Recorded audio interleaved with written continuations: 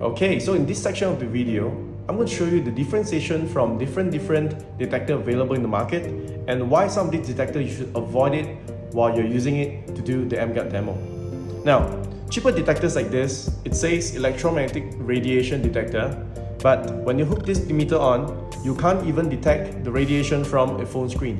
So this doesn't work because this detector is only used to measure very low frequency radiation from the power socket. Okay?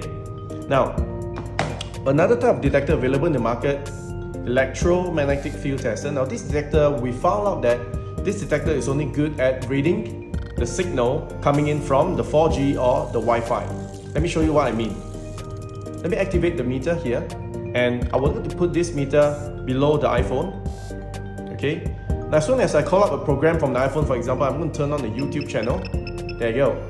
So now the detector is actually responding to the data received from the YouTube itself.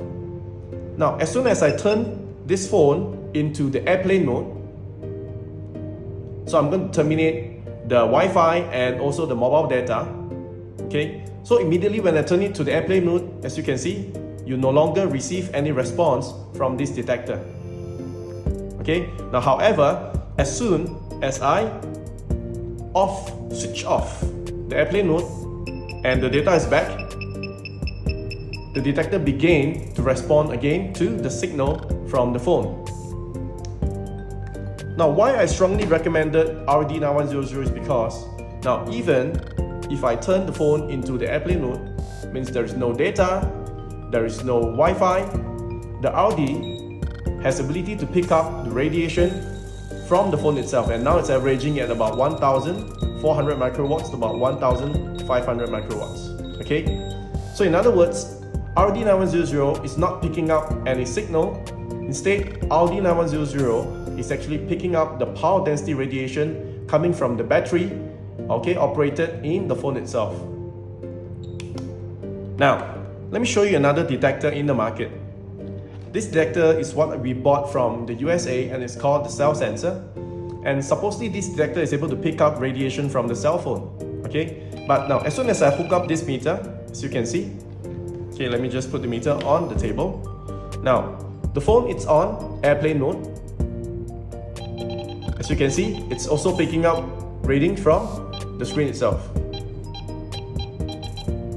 Okay, now, but the thing is, we found that this detector is actually picking up and responding or reacting towards the metal part of the phone. Now, I'm going to turn off the phone. Okay, let me switch off the phone now. And let me show you what I mean. Now, as soon as the phone is switched off, if I use the regular RD, once the integrated circuit is completely shut down, the RD will get 0 reading because there is no more radiation source coming from this phone. Okay, because it's properly shut off and there is no power in the circuit itself. So everything goes back to 0. Okay, there you go. Alright, now, but for this detector itself, although the phone's already been shut off, you can still pick up reading from the phone itself. Now the reason being is because detectors like this, they're actually picking up and sensing the metal parts from the handphone. For example, now in this handphone cover, there is one metal piece over here. As long as I put this into the metal, the detector is reacting against the metal but not the radiation. Okay? Alright.